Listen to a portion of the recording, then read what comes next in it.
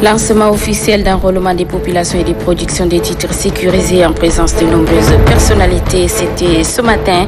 Le chef de l'État s'est fait représenter par le ministre secrétaire général adjoint de la présidence de la République. Reportage à suivre dans un instant. Au palais présidentiel ce mercredi, la présidente de la Fondation Grand Cœur, Hinda Debitno, a accordé une audience à l'ambassadeur des Émirats Arabes Unis, Mohamed El Shamsi. Arrivé en fin de mission dans notre pays, le diplomate émirati est allé faire ses adieux à la présidente de la Fondation Grand Cœur. Et puis les activités de la 8e revue annuelle du programme national d'éradication du ver de Guinée ont démarré ce matin dans la capitale. Objectif, présenter la situation épidémiologique de la maladie du ver de Guinée au Tchad pour l'année 2019. Voilà pour le sommaire, mesdames et messieurs. Bonsoir et bienvenue dans cette session d'information. À la une de l'actualité ce soir, lancement officiel d'enrôlement des populations et de production des titres sécurisés. C'était ce mercredi matin dans l'enceinte de l'Agence nationale des titres sécurisés en présence de plusieurs membres du gouvernement, présidents de grandes institutions de la République, députés et invités de marque. Le chef de l'État s'est fait représenter par le ministre secrétaire général adjoint de la présidence de la République, Brahim Hissène Taha. On fait le point avec Aman Isaac Azina. C'est un rêve qui est devenu réalité. L'enrôlement des populations et des productions des titres sécurisés entre dans sa phase pratique. Tout est fin prêt pour le démarrage effectif des activités. Et pour matérialiser cette volonté, le représentant du chef de l'État, accompagné de quelques membres du gouvernement et des présidents de grandes institutions, se sont fait enrôler. En moins de 5 minutes, le résultat est au-delà des attentes. Brahim Hissène Taha a déjà son passeport biométrique CEMAC.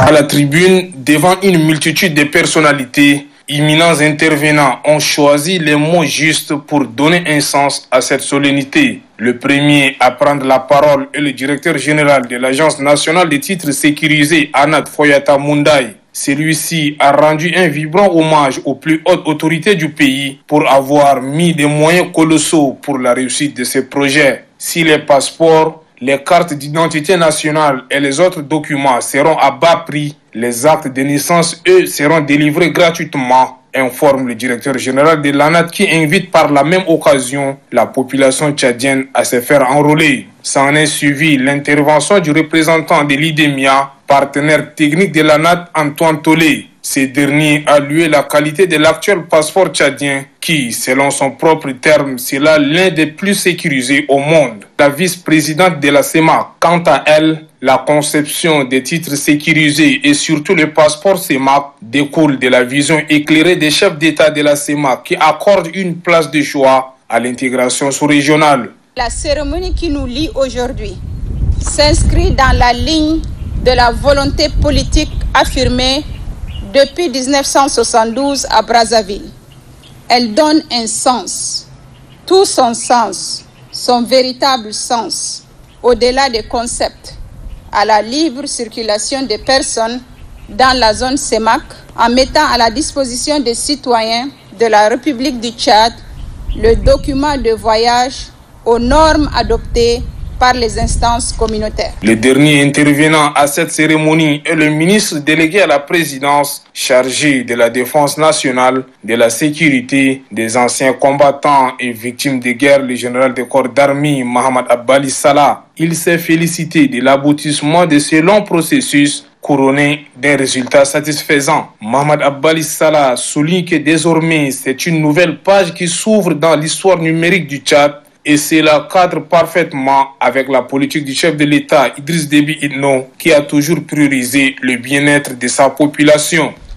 L'évaluation du système d'état civil de notre pays a relevé une certaine limite, traduite par un faible taux d'enregistrement fait d'état civil, avec une archive manuelle, un manque de statistiques vitales fiables, bref, un système non biométrique. La création de l'Agence nationale des titres sécurisés est l'une des réponses du gouvernement à ces défis. Elle a reçu mission de mettre en place et d'exploiter un système intégré de gestion des populations et titres sécurisés par des procédés liant la biographie à la biométrie, générant un numéro national d'identification unique pour chaque personne dans le registre national biométrique des populations. En termes clairs, le système veut une structure pouvant désormais s'occuper de gestion des installations et de maintenance des bases de données électroniques sécurisées. C'est pourquoi elle servira de référence pour la police nationale dans le cadre de ses missions régaliennes. L'ANAT joue un rôle capital en faveur du développement socio-économique de notre pays, puisque le commissariat central ne sera plus le seul lieu de délivrance de cartes d'identité ou de passeports, car 4 centres ont installé, comme le DG l'a souligné en N'Djamena, sont opérationnels dès ces instants.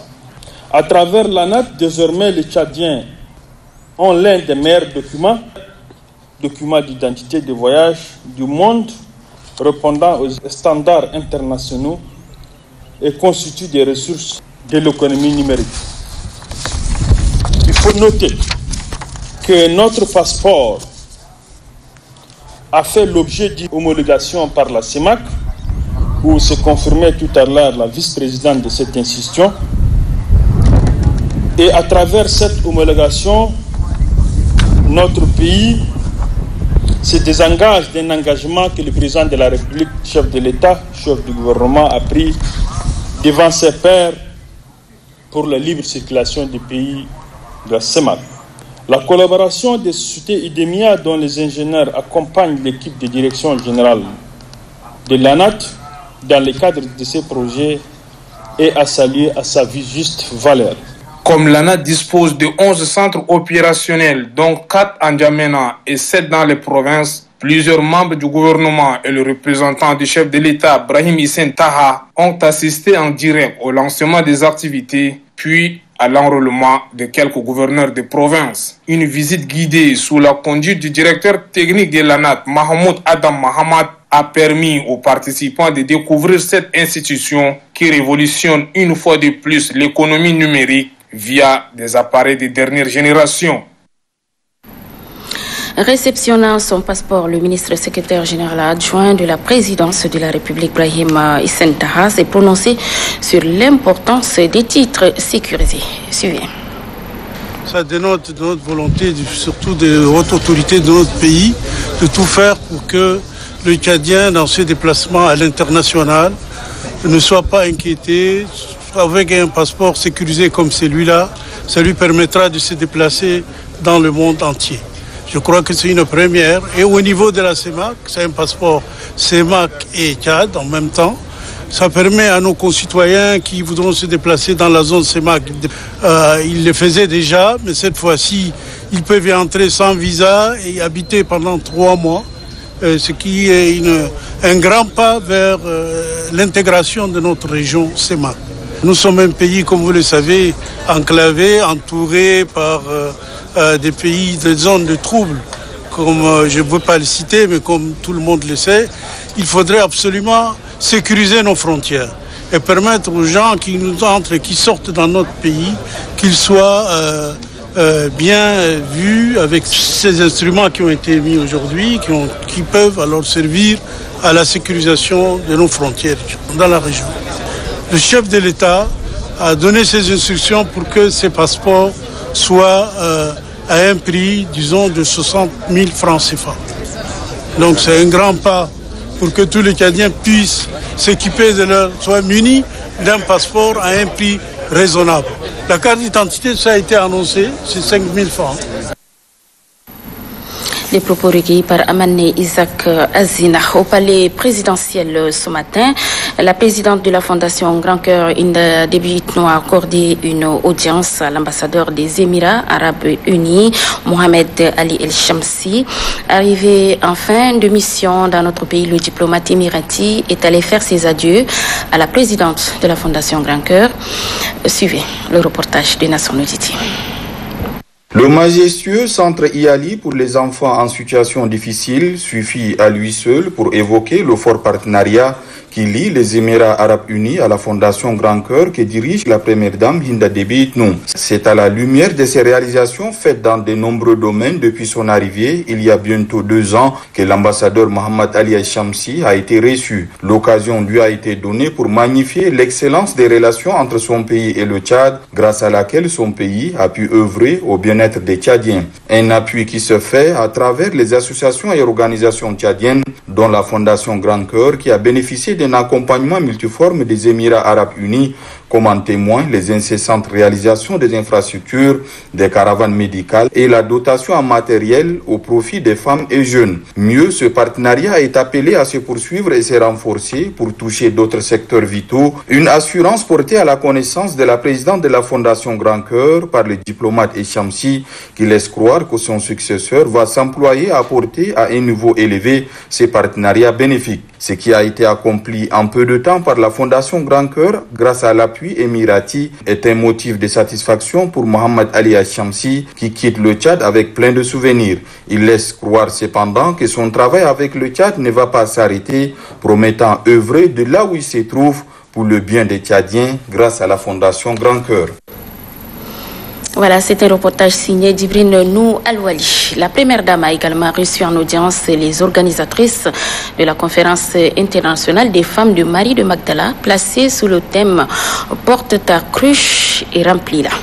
Elles sont conduites par Madame Abigail Malcor, coordonnatrice de la dite plateforme. Les assises prévues pour ce 24 janvier sont placées sous le haut patronage de la première dame du Tchad. Nasser Noditi. Marie de Magdala est une disciple de Jésus. Elle l'a suivi jusqu'à ces derniers jours et a assisté à sa résurrection. Au Tchad, Madame Abigail Malcor et ses sœurs ont fondé un groupe baptisé Femmes Marie de Magdala qui œuvre pour le bien-être social et spirituel de la femme tchadienne. Sous le haut patronage de la première dame du Tchad, Hinda Déby Itno, a lieu en N'Djamena ce 24 janvier la conférence internationale des femmes Marie de Magdala, placée sous le thème « Porte ta cruche et remplis-la ». À quelques jours de la tenue de cette conférence, la première dame du Tchad a tenu à recevoir ses sœurs organisatrices de la dite conférence à l'effet de s'enquérir de l'état d'avancement des travaux. Madame Abigail Malcor nous situe sur les objectifs de Marie de Magdala. C'est une plateforme internationale qui s'occupe vraiment des femmes, des problèmes dans les foyers. Nous voulons voir les femmes vraiment reconnaître surtout leurs droits et devoirs, reconnaître aussi leur autonomisation et nous voulons vraiment que les femmes puissent vraiment comprendre qu'elles ne sont pas vraiment des femmes qu'on puisse vraiment les violenter. Donc nous luttons contre la violence des femmes et c'est une organisation vraiment internationale qui regroupe les femmes. Et nous avons beaucoup des hommes aussi derrière nous qui nous soutiennent. Hinda Déby Itno a exprimé toute sa reconnaissance aux femmes de Marie de Magdala pour avoir placé au cœur de leurs préoccupations l'émancipation spirituelle et intellectuelle de la femme en choisissant le Tchad pour abriter les assises. Et c'est dans 2 jours, le 24. Donc c'est sous son patronage. Et elle nous a accepté aujourd'hui en audience pour vraiment l'expliquer et surtout pour nous féliciter. Nous sommes vraiment fiers parce qu'elle nous a félicité. Elle est très contente de ce que nous sommes en train de faire. Elle a dit qu'elle a suivi à la télé et elle est très contente. Elle nous encourage et elle demande à d'autres femmes de se joindre à nous pour ce travail. Que nous sommes vraiment des braves femmes et nous sommes très heureuses. Dieu étant l'alpha et l'oméga de toute œuvre, Madame Abigail Malcor et ses sœurs ont prié pour la première dame du Tchad, le président de la République et la nation tchadienne tout entière. Merci pour cette grâce. Quand tu choisis qui tu veux, Seigneur, et tu le mets là où tu veux, comme tu veux pour la gloire de ton nom. Nous voulons que tu l'accompagnes. Nous voulons que tu puisses l'aider, la fortifier. Seigneur, nous ne connaissons pas, Seigneur Père éternel, ses besoins. Mais toi, tu le connais mieux que nous-mêmes. Au nom de Jésus. Rendez-vous est pris pour ce 24 janvier 2020 à la Maison de la Femme pour l'ouverture des travaux auxquels participent des délégations du Tchad et de l'étranger. Les activités de la 8e revue annuelle du programme national d'éradication de vers de Guinée ont démarré ce matin dans la capitale. Objectif, présenter la situation épidémiologique de la maladie de vers de Guinée au Tchad au cours de l'année 2019. Les travaux sont ouverts par le ministre de la Santé publique, Mahmoud Youssouf Kael. Précision, Nguyen Bengueri. La drépanocytose, communément appelée vers de Guinée, est une maladie parasitaire invalidante sur le point d'être éradiquée. Avec 28 cas, 1069 chiens infectés, 32 chats et un babouin notifiés en 2018 dans le monde. Sur les 20 pays où la maladie était endémique au milieu des années 1980, seuls 5 pays, dont le Tchad, continuent à notifier des cas humains et des infections animales. Au Tchad, l'on note l'existence d'une épidémiologie particulière avec un grand nombre de chiens, dont 1040 infections et 25 chez les chats en 2018, avec une possible implication des poissons dans la chaîne de transmission de la maladie. L'année 2019, qui vient de s'écouler, a été particulièrement préoccupante, vous venez de là. Surtout pour le Tchad d'ailleurs, sur le plan épidémiologique, en matière de vers de Guinée. Il s'agit de l'Angola avec une infection et un cas, de l'Éthiopie avec 8 infections, le Mali avec 9 infections, le Soudan du Sud avec 4 cas, en fait le Tchad avec 47 cas et 1973 infections. Ainsi, sur le plan mondial, 99% des infections chez les animaux et 89% des cas humains sont rapportés au Tchad. Il est à noter que chaque année, une revue annuelle est publiée pour évaluer les résultats des différentes interventions menées sur le terrain.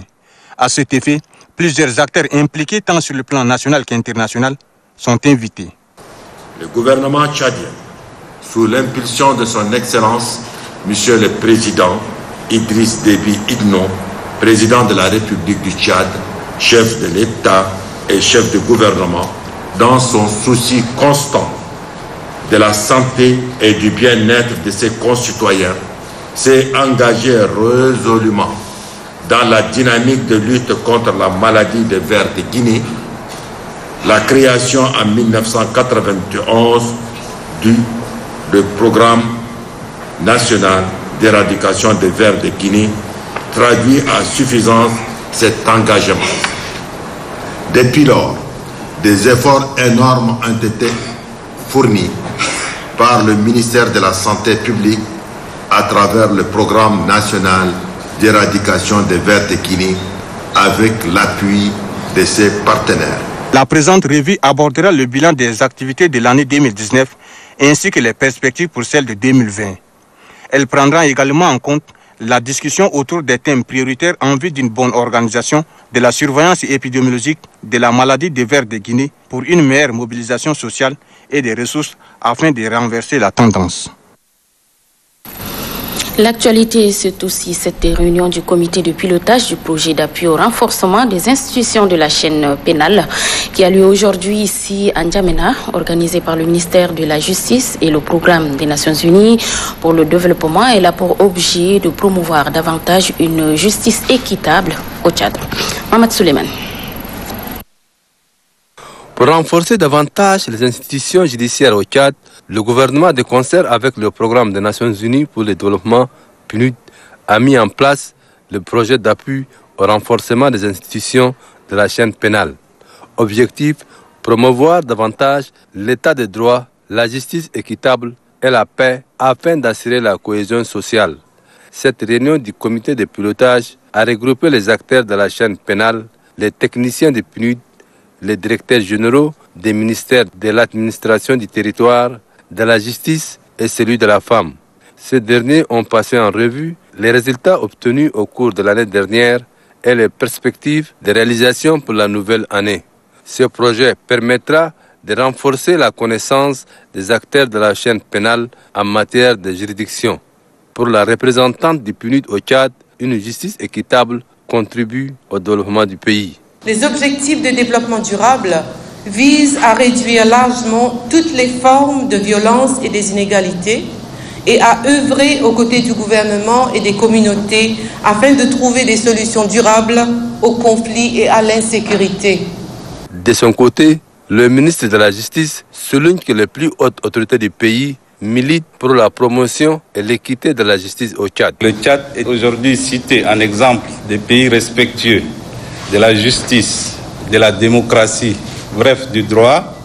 Cela découle de l'œuvre inlassable de son Excellence, M. Idriss Déby Itno, président de la République, chef de l'État, chef du gouvernement. Au cours de cette réunion, des recommandations issues du premier comité de pilotage de 2020 ont été présentées à l'assistance. À cette occasion, les participants ont pris la parole pour relever les manquements constatés lors de cette présentation. Le projet d'appui au renforcement des institutions de la chaîne pénale est estimé à plus de 8 millions de dollars américains, soit 5 milliards 200 millions de francs CFA et cible 5 provinces, à savoir la province de Chari-Bagrimi, du lac du Kanem, du Moyen-Chari et la province du Mandoul. Rendre visibles les actions du gouvernement à travers les médias publics, l'on peut dire, sans risque de se tromper, que le pari est presque gagné à travers les stations provinciales dans le pays. Le mérite revient ainsi au chef de l'État qui fait du secteur de la communication une priorité absolue. Amadé Abbas. La communication, aussi vieille que le monde, elle joue un rôle primordial dans les différentes structures sociales. À travers divers canaux que sont les médias, la communication participe au développement socio-économique d'un pays. Dans leur parution et leur grille de programmes, les médias véhiculent les messages relatifs à la culture du pardon, de l'amour, de la tolérance et du vivre ensemble. Aussi participe-t-il à la promotion d'un état de droit et à la consolidation de la démocratie via la sensibilisation, l'éducation et la formation du grand public. Et c'est fort de ces constats que les plus hautes autorités du pays ne cessent de consentir des efforts en faveur de ce secteur. Au nombre des efforts consentis dans le secteur de la communication, l'on relève, entre autres, la liberté de la presse, l'aide à la presse, la multiplication des radios communautaires, associatives et l'encadrement des hommes des médias. Pour vendre les potentialités socio-culturelles et l'image du pays au-delà de nos frontières, depuis décembre 2008, la télévision nationale tchadienne est sur satellite avec pour démembrement les stations provinciales à travers le pays.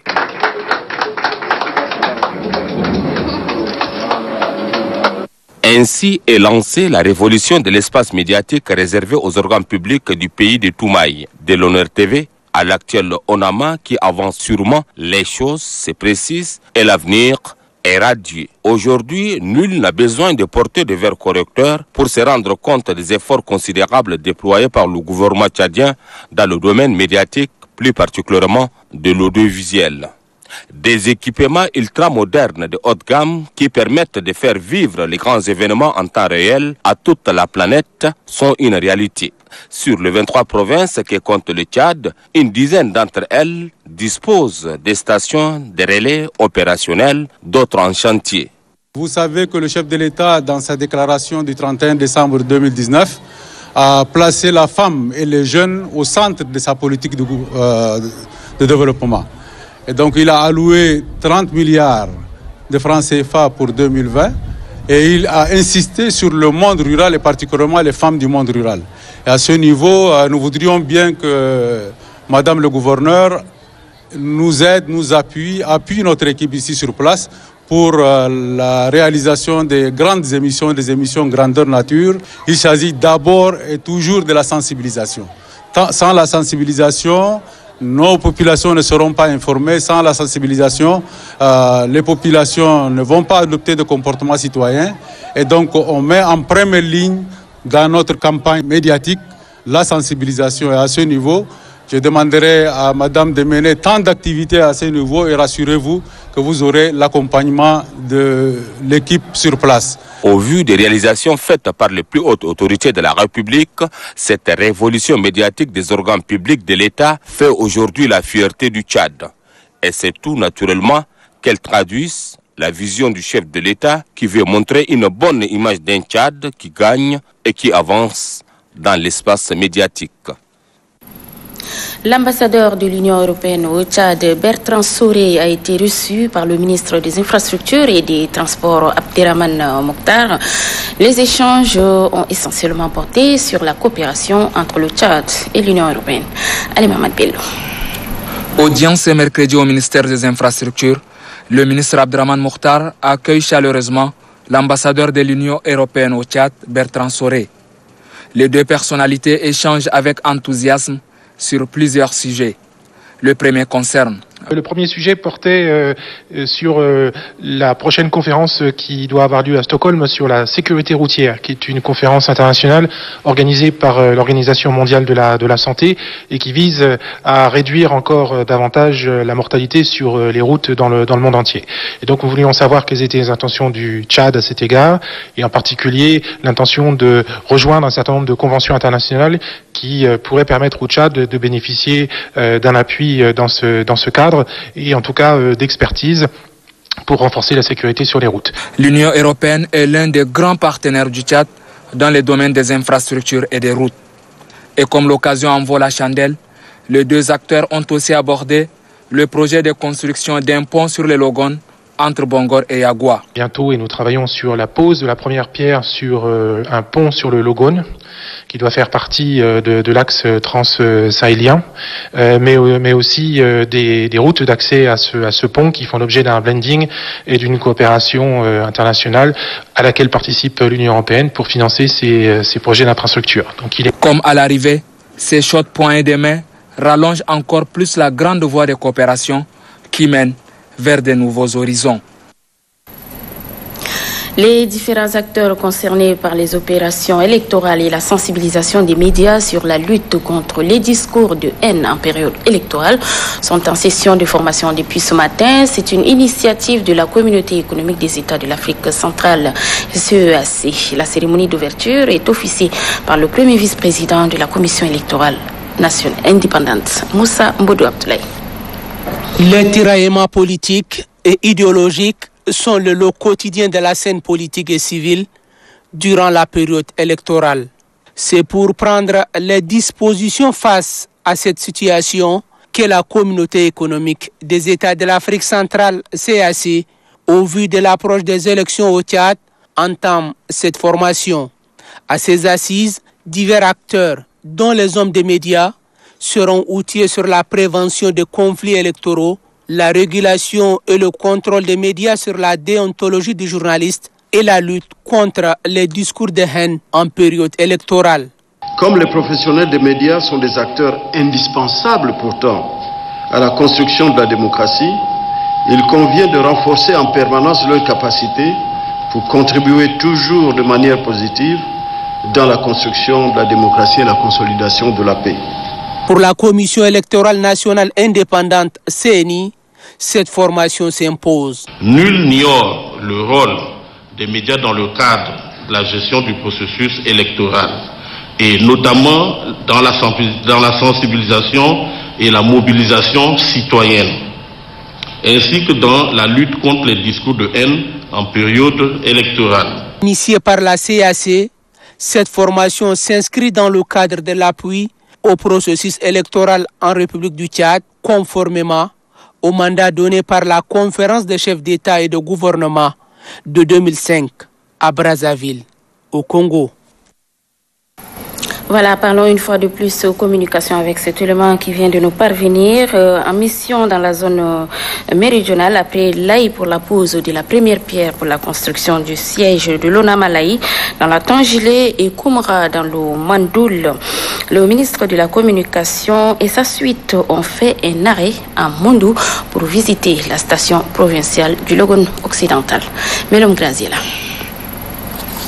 Le ministre Oumar Yaya Hissène, qui est accompagné du conseiller du président de la République chargé des médias, Mahamat Ngartomia Beyambay, du directeur général de l'ONAMA, Boukar Sanda, et des directeurs administratifs et techniques de l'office, a été accueilli à l'entrée de la ville à Taïé par le secrétaire général de la province du Logone occidental, Ngana Ndjekila, entouré de ses proches collaborateurs. S'enquérir des réalités du travail qui se fait au quotidien à Lonama Mundou et envisager des solutions en cas de difficulté, tel est l'objet de cette visite. Aussi, le ministre a-t-il rencontré tout le personnel de cette station rassemblé dans la cour de l'institution en pleine réflexion. Le chef de la station provinciale de Lonama Mundou, Hassan Boukar, salue la visite du ministre qui est, selon lui, un grand réconfort pour lui et le personnel. Le chef de service administratif, financier et du matériel, Al-Hafiz Mohamed Ahmad, celui des techniques Mbaye Warnom Samson et des programmes et nouvelles sont tour à tour intervenus pour présenter la situation de leurs services respectifs et les difficultés rencontrées. Pour le ministre Oumar Yaya Hissène, il y a beaucoup de problèmes d'ordre managérial, de gestion des ressources humaines et des moyens techniques mis à la disposition de cette station et des solutions envisagées. Je me rends compte qu'il y a beaucoup de problèmes. C'est une question beaucoup plus managériale, une question de gestion des ressources humaines et aussi des moyens techniques qui sont mis à la disposition de la station provinciale de Logone occidental. Et donc j'avoue que il faut démentaliser, déconstruire un peu les mentalités. Il faut essayer d'amener les gens vers le respect de la chose publique, parce que l'État n'est pas là chaque fois pour mettre les moyens qui ne seront pas gérés de manière rationnelle. Donc il faut dire que tout ce qu'on est en train d'acquérir au niveau de la station provinciale de Logone est en fait la conséquence heureuse de la contribution de tous les Tchadiens, des contribuables. Donc quand on met à la disposition d'un chef de service ou bien d'un directeur les moyens qu'il faut pour le travail, je crois qu'il doit normalement veiller comme les prunelles de ses yeux à ces moyens-là. Malheureusement, j'ai constaté également un petit laisser-aller. Et en termes de ressources humaines, j'ai remarqué également au cours de cet échange que les ressources humaines nécessitent un renforcement de capacité et que la station est tenue beaucoup plus par des bénévoles, des stagiaires, des gens qui n'ont pas de statut. On va faire une petite évaluation pour voir ceux qui répondent effectivement et puis tenter de régulariser leur situation en 2020. On va essayer aussi de demander à ceux qui sont frappés d'incapacité, qui ne répondent plus, qui sont atteints de la limite d'âge, de céder aussi la place aux jeunes pour permettre à la station provinciale du Logone occidental d'avancer et de produire un rendement souhaité par les plus hautes autorités et surtout répondre aux attentes de la population du Logone occidental. Les journalistes doivent valoriser les richesses de la province du Logone occidental, souligne le ministre Oumar Yaya Hissène qui oriente les journalistes producteurs à accompagner cette province dans sa visibilité par la production des émissions radio et télé qui puissent satisfaire le gouvernement et la population. Le travail de journalistes et de techniciens ne doit pas se limiter seulement aux éléments du journal. Quand le président de la République a demandé à la création des stations provinciales, c'est pour que la communication soit plus proche des populations. C'est pour que la communication puisse relayer les activités quotidiennes des populations de province. Et à cela, notre rôle est très important, notre mission est très importante. Nous ne devons pas nous limiter simplement à des éléments du journal, mais à aller dans les recoins de province, valoriser tout ce qu'on a comme richesse au niveau du Logone occidental, que ça ne manque pas. Vous savez que le Logone occidental est la capitale économique du pays, le poumon économique du pays. Donc à ce titre, on doit lui réserver une place de choix au niveau de la télévision et de la radio, en l'accompagnant dans sa visibilité. Et donc le travail doit aller un peu au-delà des simples éléments du journal pour aller faire réaliser des émissions et des productions grandeur nature afin que les Tchadiens sachent que effectivement le Logone occidental mérite la place qui est la sienne. Et ça, c'est très important. Donc, à travers nos échanges, je suis vraiment satisfait des quelques questions que me sont posées et des interventions des uns et des autres. Mais j'avoue qu'il y a vraiment beaucoup de choses à faire et que nous sommes là pour aider les provinces, les stations régionales, afin qu'il y ait plus de visibilité au niveau national et au niveau international. C'est par la visite des locaux en construction et en réfection que le ministre et la délégation qui l'accompagnent ont mis un terme à leur séjour à Moundou. Voilà, c'était plutôt là un reportage signé Robert Doumio, le délégué général du gouvernement auprès de la commune de N'Djamena Djibéro Younous, a présidé ce jour une session de formation organisée par le Conseil national de lutte contre le sida CNLS sur le plaidoyer au profit des administrateurs des arrondissements. Abdelhadi Mamad Saleh Babayaro. Après plus de 3 décennies de lutte, l'infection à VIH-Sida demeure encore un problème majeur de santé publique. Dans les soucis d'éradiquer la maladie d'ici 2030, le Tchad, à l'instar des autres pays du monde, s'est engagé en 2015 à atteindre les objectifs. Grâce aux efforts inlassables du gouvernement et des partenaires techniques et financiers, les chiffres ont connu une tendance à la baisse depuis quelques années. Je vais citer notamment la gratuité des ARV et des examens complémentaires depuis 2007, la prévalence du VIH qui était de 3,3 en 2005 est passé à 1,6 en 2015. Le nombre de nouvelles infections et les décès ont baissé dans toutes les tranches d'âge entre l'année 2000 et 2018. Les délégués du gouvernement auprès de la commune de N'Djamena louent les efforts consentis par le gouvernement. Je viens de suivre avec beaucoup d'intérêt votre mode introductif. Je dois vous rappeler que vos défis sont entre autres la réduction de la prévalence, la discrimination et la stigmatisation afin que les malades du VIH accèdent aux services disponibles. Le gouvernement de la République du Tchad poursuit sans relâche ses actions multiples sur le terrain et les actions communautaires par principe de responsabilité partagée pour pérenniser la riposte au VIH-Sida au profit de leurs concitoyens et s'investir pour l'atteinte des objectifs d'élimination de cette épidémie. Ils sont au total 160 étudiants de l'Université Roi Faisal et l'Université de N'Djamena à recevoir leur attestation de fin de formation en diplomatie avec l'appui de l'organisation Young Diplomate. Compte rendu, Mamadou Marmarsal. La diplomatie joue un rôle primordial dans la relation entre les pays.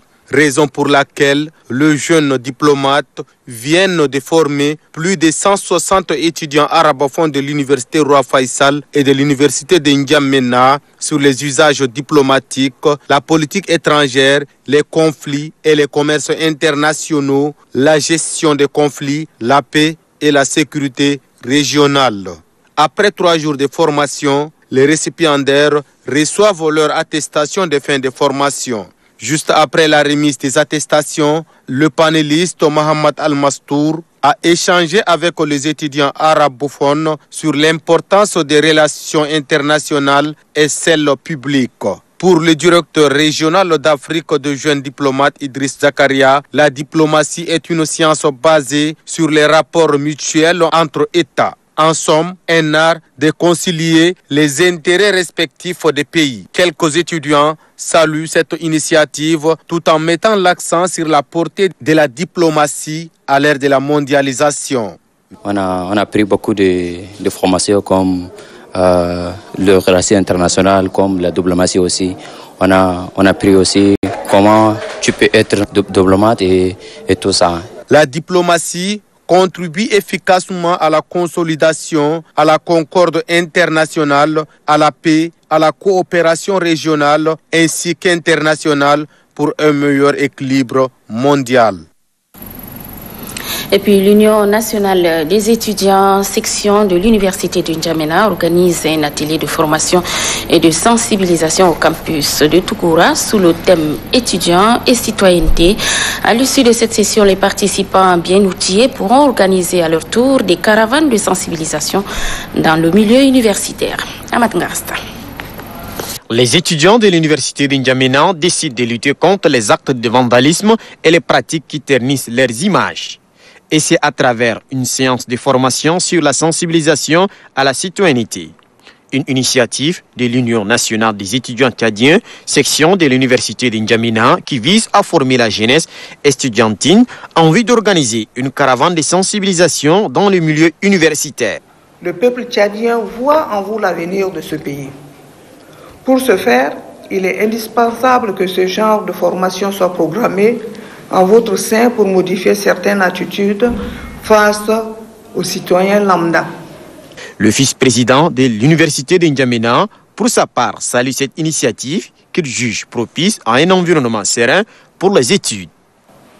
Je me réjouis donc de cette initiative, que vous puissiez, des groupes puissent être constitués dès la fin de cette formation pour aller dans les différents sites abritant les facultés de l'université d'Injamena pour pouvoir sensibiliser les étudiants en vue d'adopter des comportements de vrais étudiants. L'université étant un lieu de transmission du savoir, il serait souhaitable que chaque étudiant soit conscient de son rôle dans la société.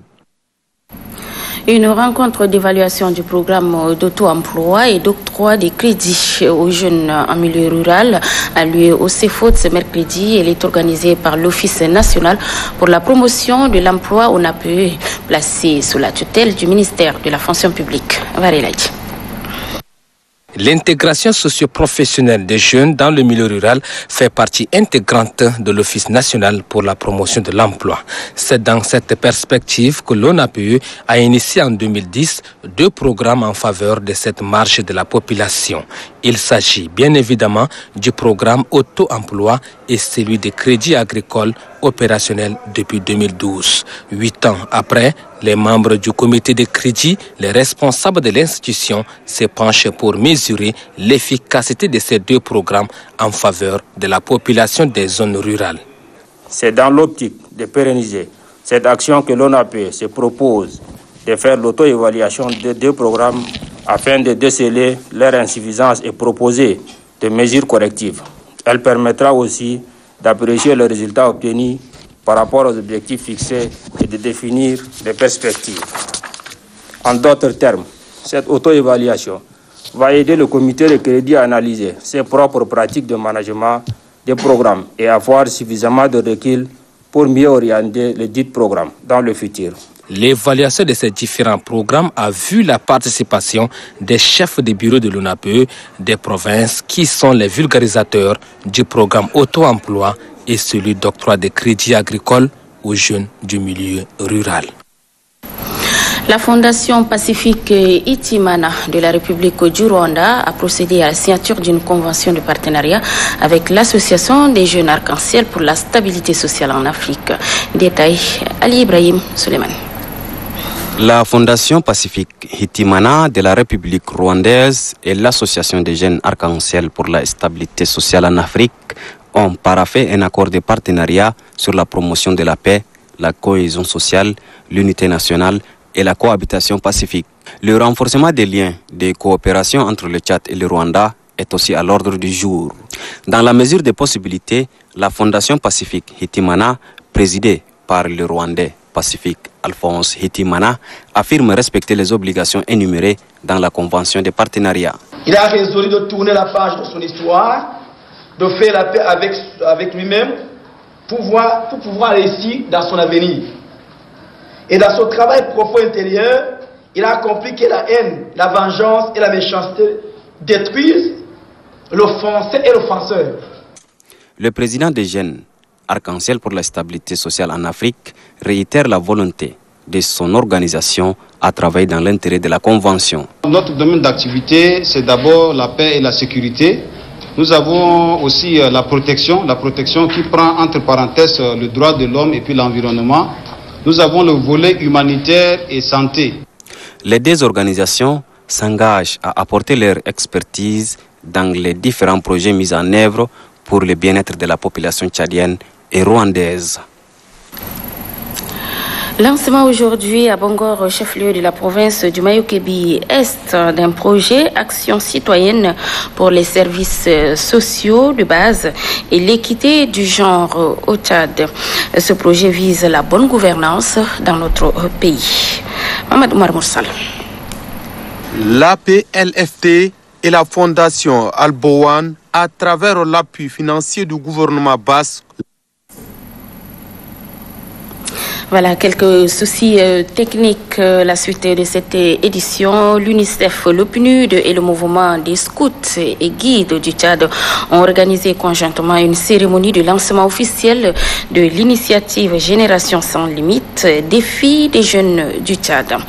Le projet vise à impliquer les jeunes vulnérables dans le développement de leur propre cadre de vie, de stimuler à réfléchir ou encore à s'interroger sur les moyens d'améliorer leurs conditions de vie et celles de leur communauté.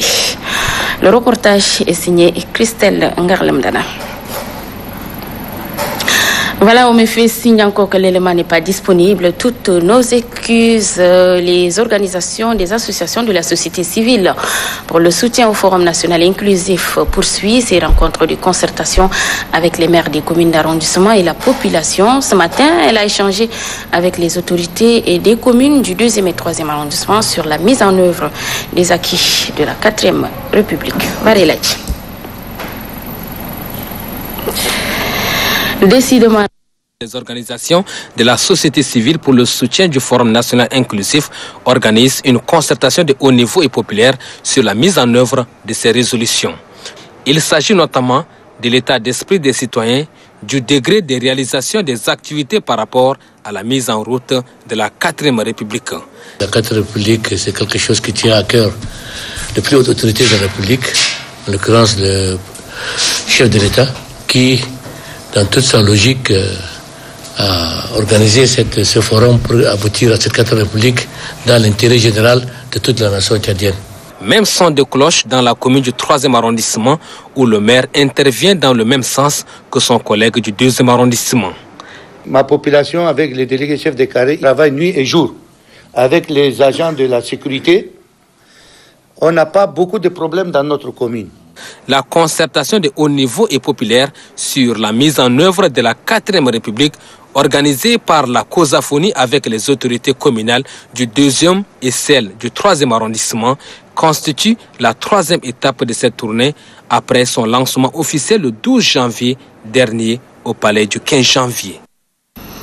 Voilà, et c'est avec cet élément que nous bouclons ce journal. Merci de votre très aimable attention. Très bonne suite des programmes. Bonsoir et à demain.